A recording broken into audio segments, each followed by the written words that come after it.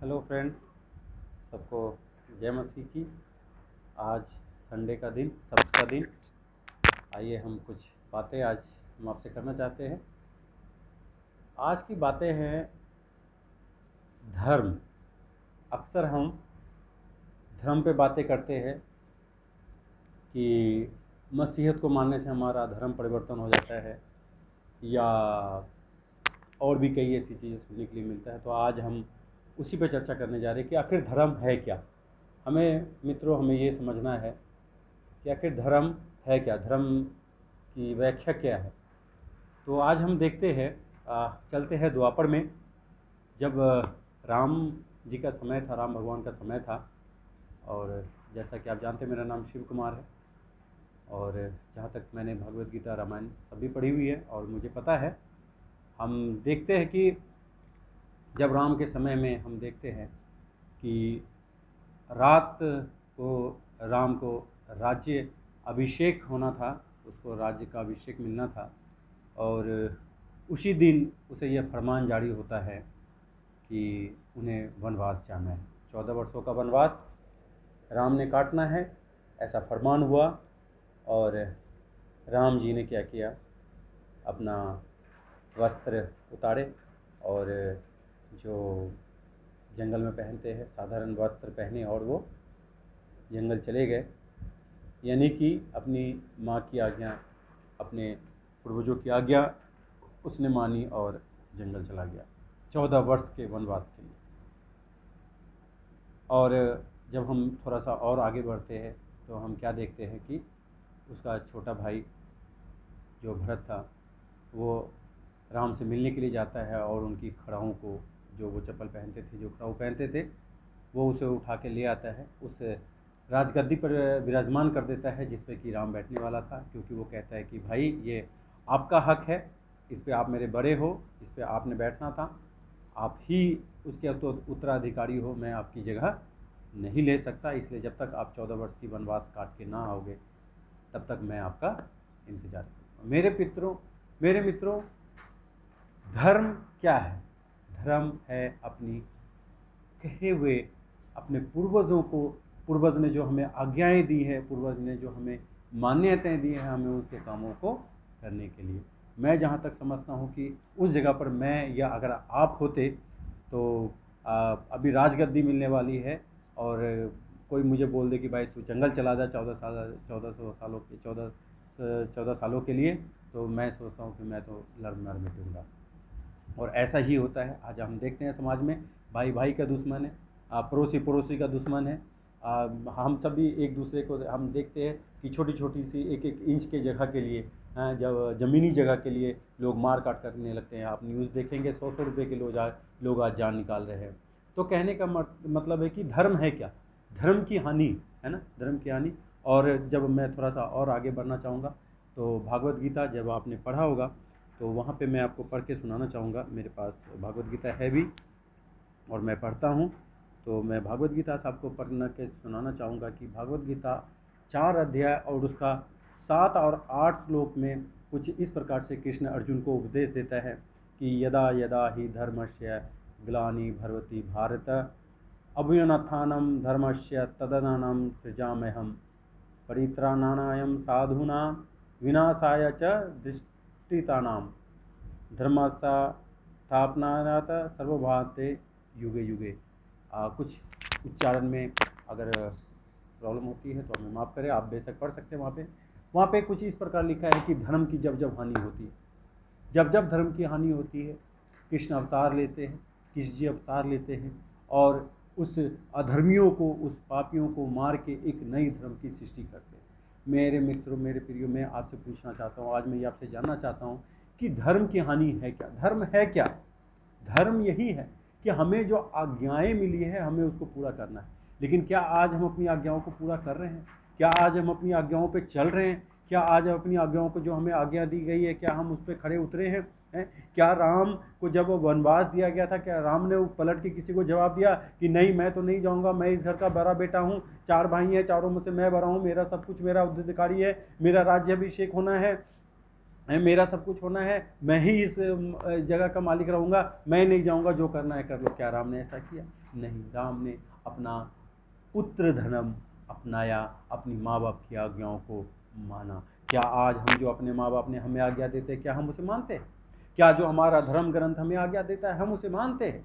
हैं? क्या क्या क्या जो भरत ने किया कि वो उठा और अपने भाई का पादुका उठा के ला के अपने भाई के वहाँ पे जिस राजगद्दी पर वो विजवान होना था उस पर रख दिया। क्या आज हम ऐसा समर्पण करते हैं? क्या आज हम अपने भाई को भाई समझते हैं? क्या आज हम अपने बड़े को बड़े समझते हैं? आज तो छोटी छोटी जगहों के लिए हम लड़ मरते हैं। तो कृष्ण साहब कहता है कि यदा यदा ही धर्मस्य, क्योंकि द्वापर में राम आए थे, त्रेता में कृष्ण जी आए। ये उनका जब आप महाभारत का युद्ध हो रहा था, महाभारत के युद्ध में उसने अर्जुन को 18 अध्याय का उपदेश दिया, जिसमें कि आप भागवत गीता पढ़ेंगे, पूरे 18 अध्याय हैं। उसमें से चैप्टर 7 उसका 7 और 8 में कहता है यदा यदा ही धर्मस्य, जब जब धर्म की हानि होती है मैं अवतार लेता हूँ और पापियों को नाश करता हूँ और एक नए धर्म की सृष्टि करता हूँ। मेरे मित्रों, मेरे प्रियो, आज ये संसार नाश होने लगे। आज इस समय जो हम बैठे हुए हैं, क्यों आज इतनी बड़ी महामारी हम पे आई हुई है? क्यों आज हम इस तरीके से बेचैन हो रहे हैं? क्यों? क्योंकि हम धर्म के रास्ते से हटक गए, हम धर्म के रास्ते से भटक गए। परमात्मा ने हमें सिर्फ इंसान को बचाने के लिए कितने पीर और पैगंबर हमारे लिए भेज दिए, लेकिन हमने किसी का भी नहीं सुना, क्योंकि हम मनमर्जी पे चलने वाले इंसान हो गए हैं। हाँ, जब द्वापर में राम जी थे, राम ने हमें सत्य का मार्ग दिखाया। उसने दिखाया धर्म क्या है। राम जी चाहते तो बहुत कुछ कर सकते थे, लेकिन उसने धर्म को दिखाने के लिए, उसने हमें सत्य मार्ग को दिखाने के लिए कि एक भाई का धर्म क्या होता है, एक पिता का धर्म क्या होता है, एक पति का धर्म क्या होता है। उस सारे धर्मों को जब आप रामायण पढ़ेंगे तो आपको पता चलेगा कि क्या धर्म है इंसानों का, जिसे कि उसमें दिखाया गया। लेकिन फिर भी हम नहीं माने। अंत में जब परमेश्वर थक गया, उसने भगवान कृष्ण को हमारे लिए भेजा। भगवान कृष्ण ने हमें साफ साफ बताया कि जब जब धर्म की हानि होगी, जब जब तुम इस प्रकार से करोगे, मैं धरती को नाश करने पे हूँ। हम लोग फिर भी नहीं समझे और अंत में परमात्मा को, अपना पुत्र को भेजना पड़ा। यीशु मसीह क्या धर्म परिवर्तन कराने के लिए आया? बिल्कुल नहीं। मैं आपके साथ पढ़ना चाहूँगा, आप हमारे साथ निकालें। ये मरकस की अध्याय उसका 1 का 11 में क्या लिखता है, हम पढ़ेंगे। कुछ इस प्रकार से लिखता है 1 का 11 में कि 1 का 11 में कुछ इस प्रकार से परमेश्वर लिखता है। बाइबल उसका मरकुस का पहला अध्याय 1 का 11 में हमारे पास देख सकते हैं, बाइबल है और मैं आपको दिखाना चाहूँगा। मरकुस 1 का 11 अध्याय में लिखता है, और यह आकाशवाणी हुई, तू मेरा प्यारा पुत्र है, तुझसे मैं प्रसन्न हूँ। मैं आपको इस वचन से ये दर्शाना चाहता हूँ कि 3 युग, द्वापर, त्रेता, कलयुग। द्वापर में राम आए, त्रेता में कृष्ण जी आए और कलयुग में यीशु मसीह आए। सबके अपने अपने समय में अपना अपना कार्य था। परमात्मा एक है, जाने का रास्ता भी एक है और सबका अपना अपना कार्य भी एक है। लेकिन जो सबसे हमें लास्ट में परमात्मा ने जो हमारे लिए भेजा, वो हमारा यीशु मसीह है। और परमात्मा, परम पिता, प्रधान जो परमेश्वर है, वो हमें खुद इस बात की आगाह करता है कि मरकस उसका पहला अध्याय, और जब हम 11 वचन पढ़ते हैं और वहाँ लिखा हुआ है, और यह आकाशवाणी हुई, तू मेरा प्यारा पुत्र है, तुझसे मैं प्रसन्न हूँ। वहाँ पे जब यीशु मसीह ने अपनी सेवकाई चालू की और जब यीशु मसीह का बपतिस्मा हुआ, तो वहाँ पे लिखा हुआ है कि तू मेरा प्यारा पुत्र है, मैं तुझसे प्रसन्न हूँ। ये हुआ पहली भविष्यवाणी। उसके बाद शैतान, जो आज का शैतान है, जो हमें भरमाता है, जो हमें कष्टों में डालता है, जो हमें कलेशों में डालता है, हम उसके लिए भी एक वचन पढ़ेंगे। मरकुस और उसका 5 का 6 वचन हम जब पढ़ेंगे तो वहाँ पे देखिए क्या लिखा हुआ है। वहाँ पे लिखा हुआ है 5 की 6 में कि वह यीशु को दूर से ही देखकर दौड़ा। कौन दौड़ा? शैतान। कहता है वह यीशु को दूर से देखकर ही दौड़ा और उसे प्रणाम किया और ऊंचे शब्द से चिल्लाकर कहा, हे यीशु, परम प्रधान परमेश्वर के पुत्र, तुझको मुझसे क्या काम। क्या कहता है कि शैतान जो है, जो मनुष्य को पाप में डालता है, जो परेशानी में डालता है, जो विपत्तियों में डालता है, वो शैतान दौड़ के आता है और यीशु मसीह को दंडवत करके कहता है कि हे परम प्रधान परमेश्वर के पुत्र, तुझको मुझसे क्या काम। मेरे मित्रों, मेरे प्रियो, मेरे भाइयों, ये सोचने वाली से ये वचन जो है, ये पैसेज जो है, ये सोचने वाली है कि एक शैतान है, ये कोई स्वर्गदूत नहीं, ये कोई मनुष्य नहीं, बल्कि एक शैतान जो हमें गुनाहों में, पापों में, चोरियों में, लोभ में, लालच में, जब आप उस पैसेज को पढ़ेंगे वहाँ पे लिखा हुआ है कि एक मनुष्य में जो है शैतानी चीज़ें थी, घुसी हुई थी। वो जो है शैतानी चीज़ें यीशु मसीह को दंडवत करके कहती है कि हे परम प्रधान परमेश्वर के पुत्र, तुझको मुझसे क्या काम, तू मुझे छोड़ दे। कहता है क्योंकि उसने कहा, हे अशुद्ध आत्मा, इस मनुष्य से निकल जा। उसने उससे पूछा, तेरा क्या नाम है? उसने उससे कहा, मेरा नाम सेना है, क्योंकि हम बहुत हैं। देखें, यीशु मसीह ने क्या किया? उस शैतान से पूछा कि तेरा नाम क्या है? उस शैतान ने कहा कि मेरा नाम सेना है, क्योंकि मैं बहुत से हूँ। बहुत से का मतलब समझते हैं? बहुत से का मतलब होता है कि कई चीज़ें बीमार करने वाली, परेशानियों में डालने वाली, कर्ज में डालने वाली, तरह तरह की। कितनी व्याख्या करूँ? अगर करूँगा तो सुबह से शाम हो जाएगा। कई तरह की व्याख्या हैं जो शैतान कहता है कि मैं बहुत से हूँ, इसलिए सेना का नाम दिया गया। बहुवचन में आता है सेना, जिसमें कि बहुत सारी चीज़ें होती है। जैसे आज के समय में देख ले किस तरीके से महामारी फैली हुई है। क्यों? क्योंकि हम नहीं समझ रहे परमेश्वर हमें क्या कहना चाहता है, परमेश्वर की योजनाएं हमारे लिए क्या है। जब हम एक और वचन पढ़ेंगे, लूका 1 का 31 और 32, हम वो भी पढ़ लेते हैं। लूका रचित सुसमाचार उसका 31 और 32 में क्या लिखता है? वहाँ पे आकाशवाणी होती है। क्या आकाशवाणी होती है यीशु मसीह के लिए? मरियम जब अपने घर में थी, जब मरियम की शादी नहीं हुई थी और उसका सिर्फ मंगनी हुआ था, तब वहाँ पे कहता है कि देख, एक आकाशवाणी हुई, देख तू गर्भवती होगी और तेरे एक पुत्र उत्पन्न होगा, तू उसका नाम यीशु रखना, वह महान होगा और परम प्रधान का पुत्र कहलाएगा।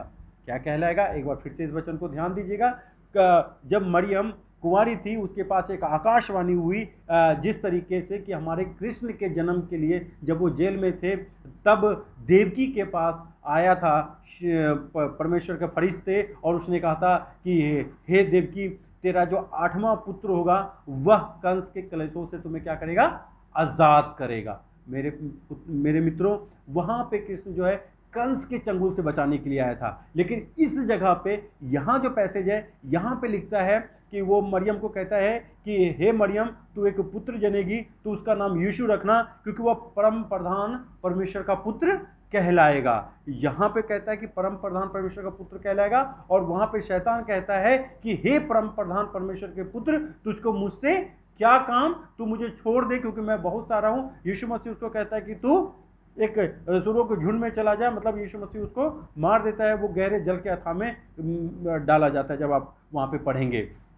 मेरे मित्रों, मेरे आपसे यही गुजारिश है कि जब हम यीशु मसीह को परम प्रधान परमेश्वर का पुत्र कह के जब हम अंगीकार करते हैं, जब हम पुकारते हैं, तो ये महामारियाँ, ये बीमारियाँ, ये दुष्ट की शक्तियाँ, ये हर एक चीज़ें जो हमारे जीवन में को ख़त्म करने पर तुली हुई है, वो नाश होता है, क्योंकि यीशु मसीह साफ कहता है। क्या कहता है? आगे हम जब जॉन यूहन्ना रचित सुसमाचार 3 का 16 जब हम पढ़ते हैं, एक बार हमारे साथ पढ़ेंगे। यूहन्ना 3 का 16, वहाँ पे कुछ इस प्रकार लिखा हुआ है 3 के 16 में कि क्योंकि परमेश्वर ने जगत से ऐसा प्रेम रखा कि उसे अपना इकलौता पुत्र दे दिया, ताकि जो कोई उस पर विश्वास करे वह नष्ट ना हो परंतु अनंत जीवन पाए। देखिए मेरे मित्रों, बाइबल 3 का 16 अगर आपको दिख रहा है, नहीं दिख रहा है, आप खोलें पढ़ें जॉन यूहन्ना रचित सुसमाचार उसका 3:16 में कुछ इस प्रकार से लिखा हुआ है कि परमेश्वर ने जगत से ऐसा प्रेम रखा कि उसने अपना इकलौता पुत्र दे दिया ताकि जो कोई उस पर विश्वास करे वह नाश ना हो बल्कि अनंत जीवन पाए। अनंत जीवन क्या है?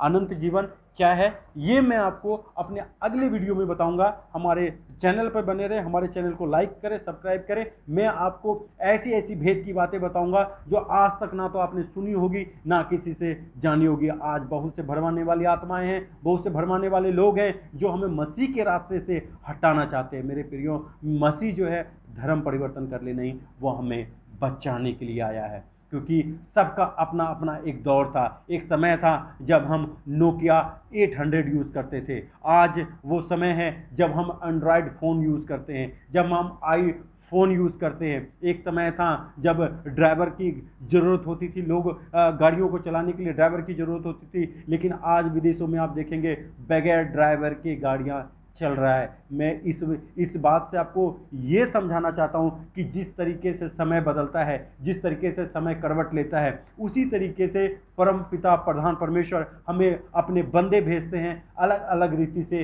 समझाने के लिए, अलग अलग रीति से बताने के लिए कि क्या सच है, क्या झूठ है, क्या अच्छाई है। अगर हम अपने पिता की बातों को जान के, सब कुछ जान के अगर हम सही दिशा में हम अगर बढ़ेंगे तो मेरे मित्रों, मेरे प्यारे पुत्र कि हम जरूर बचाए जाएंगे। क्योंकि मसीह का वचन है कि परमेश्वर ने जगत से ऐसा प्रेम रखा कि उसने अपना इकलौता पुत्र दे दिया ताकि जो कोई उस पर विश्वास करे वह नाश ना हो बल्कि अनंत जीवन पाए। जो कोई मीन्स कोई भी हो सकता है, मैं, आप, अन्य लोग, कोई भी जो यीशु मसीह पर विश्वास करता है कि वह परम प्रधान परमेश्वर का पुत्र है, वह नाश नहीं होगा।